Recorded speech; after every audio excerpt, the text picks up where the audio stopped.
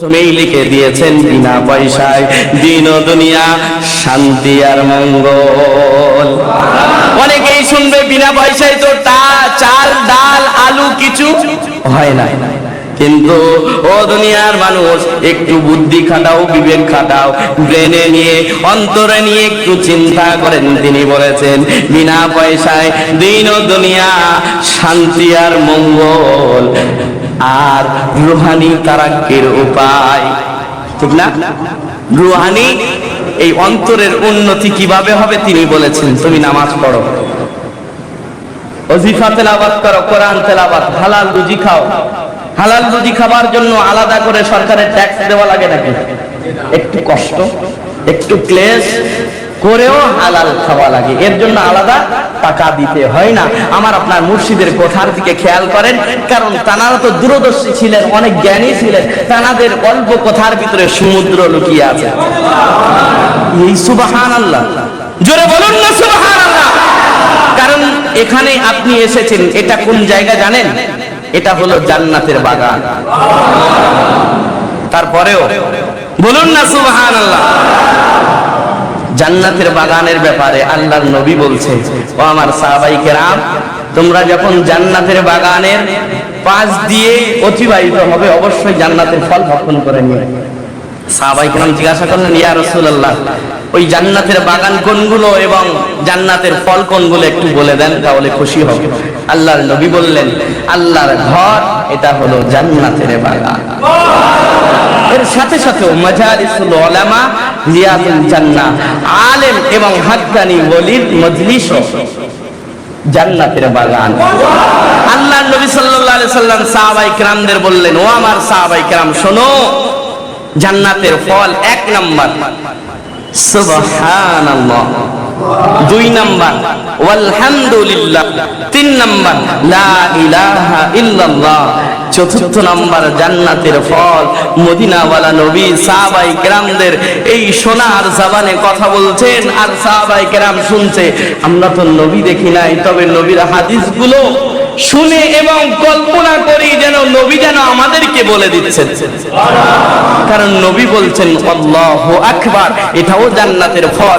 আমি আপনাকে বলছি জান্নাতের বাগানে যাব, লিচু বাগানে যাব আর লিচু খাবো না, এটা তো হতে পারে না।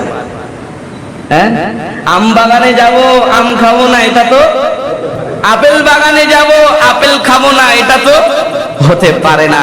আমরা জান্নাতের বাগানে এসেছি, যেটা পছন্দ মদিনাওয়ালার কথা অনুযায়ী সেই ফলগুলো নিয়ে খেয়ে বাড়ি যাব এবং আমার বিবির জন্য নিয়ে যাব।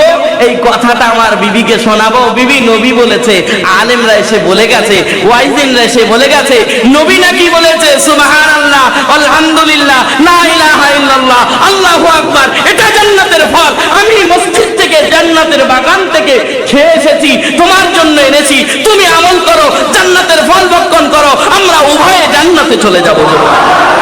কারণ যে ব্যক্তি জান্নাতের ফল খাবে আল্লাহ তাকে জাহান্নামে দিবে বলে মনে হয়? বলেন বলেন। আচ্ছা বাবা, জান্নাতে যাওয়া কিন্তু খুব সহজ, শুধু আল্লাহকে মেনে অল্প ইবাদত যেটা করলে আল্লাহ খুশি হবে সেটাই করলে জান্নাতি। ও আমার আব্বা জানেন, আমার ভাই জানেন, সময় তো যেন সেই এরোপ্লেনের জন্য দৌড়াচ্ছে, কি বুঝলেন? আমাকে ধরে রাখতে দিবে না, কারণ সময় যাচ্ছে, কেউ সময়ের জন্য, সময়ে কারোর জন্য অপেক্ষা করে না, ঠিক না? সেই জন্য সময়কে গুরুত্ব দেওয়া লাগবে।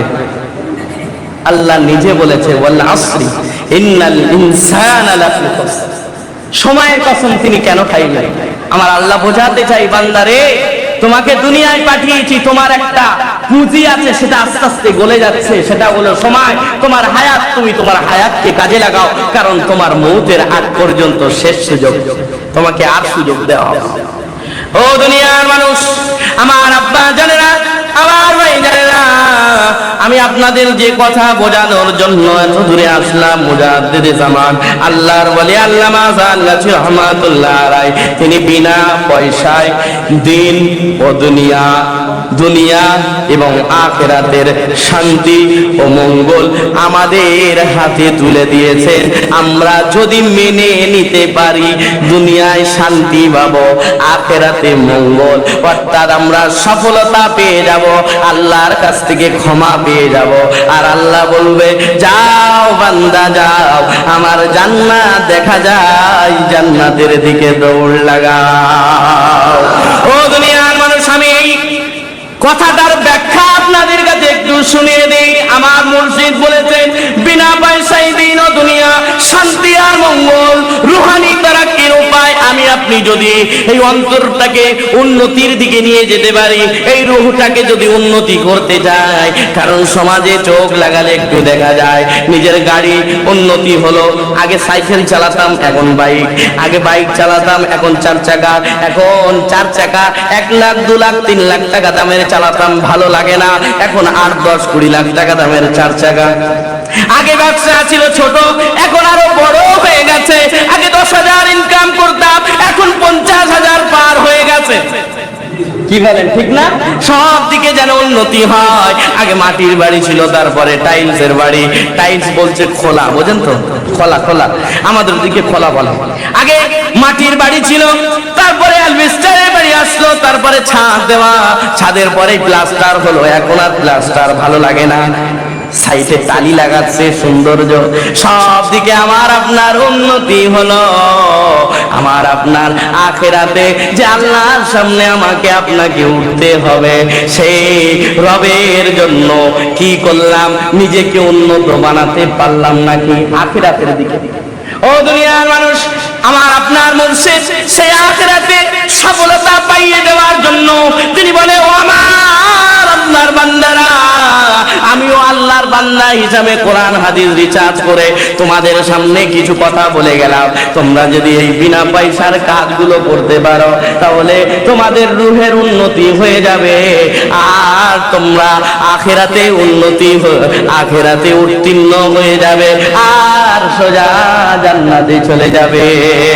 ও দুনিয়ার মানুষ, তিনি বলেছেন বিনা পয়সায় দিন ও দুনিয়া, শান্তি আর মঙ্গল। ও ভাই, দুনিয়ায় সুখ যদি পেতে চায়, আমি আপনি টাকা লাগবে, গাড়ি লাগবে, এসিওয়ালা রুম লাগবে, কিন্তু শান্তি পাওয়া যাবে না। কোটি টাকার মালিক জিজ্ঞাসা করা হচ্ছে, কি ব্যাপার, ব্যবসা ভালো চলছে তো? আর বলবেন না, বিভিন্ন রকম ঝামেলা, বিবির অসুস্থ, সন্তান হসপিটালে ভর্তি, শান্তি নাই। বলে না, সুখের কথা কিন্তু বলে না, বলছে শান্তি নাই। ও দুনিয়ার মানুষ, আমি আপনাকে বলবো, যদি শান্তি পেতে চাও, বিনা পয়সার কাজ করা লাগবে। বিনা পয়সার কাজটা কি? বিনা পয়সার কাজ হলো বিনা কাজাই নামাজ পড়া। নামাজ পড়লে কোনো টাকা দেওয়া লাগে না। ও আমার আব্বা জানেন, নামাজ পড়লে কোনো টাকা দেওয়া লাগে না, ট্যাক্স দেওয়া লাগে না। সেজদা দিলে যে 10 টাকা দিতে হয়, এমন কোনো ব্যাপার আছে নাকি? না না না, কোরআন তেলাওয়াত করলেও কোনো পয়সা দেওয়া লাগে না। ও দুনিয়ার মানুষ, আল্লাহর ভয় অন্তরে রেখে চললে বিপদ আসবে, কিন্তু টাকা দেওয়া লাগবে না। দুনিয়ার মানুষ খারাপ ভাববে, কিন্তু টাকা দেওয়া লাগবে না। হালাল রুজি খেলে আলাদা ভাবে ট্যাক্স দিতে হবে তা না, একটু কষ্ট, একটু ক্লেশ করলেই যথেষ্ট হয়ে যাবে। জোরে বলুন। ও দুনিয়ার মানুষ, এই কাজগুলো বিনা পয়সা। আমার আপনার মুর্শিদ তিনি সেটাই বলেছেন, যদি তোমরা বিনা পয়সার কাজ করতে পারো, তাহলে তোমরা শান্তিও পাবে, মঙ্গলও পাবে, আখিরাতে উত্তীর্ণ হবে, আর জান্নাতেও চলে যাবে। জোরে বলুন। ও দুনিয়ার মানুষ, তিনি বলেছেন শান্তি আর মঙ্গল পেতে গেলে বিনা পয়সার কাজ করা লাগবে। বুঝতে পেরেছেন তো? এইটার ব্যাখ্যা বোঝাতে পেরেছি আমি? ও দুনিয়ার মানুষ, আমি আপনাদেরকে বলবো, কেউ দুনিয়ায় সারা জীবন থাকে না। আমার আপনার একদিন চলে যেতে হবে, সেই জন্য আখিরাতের কিছু কাজ করে যাওয়া লাগবে।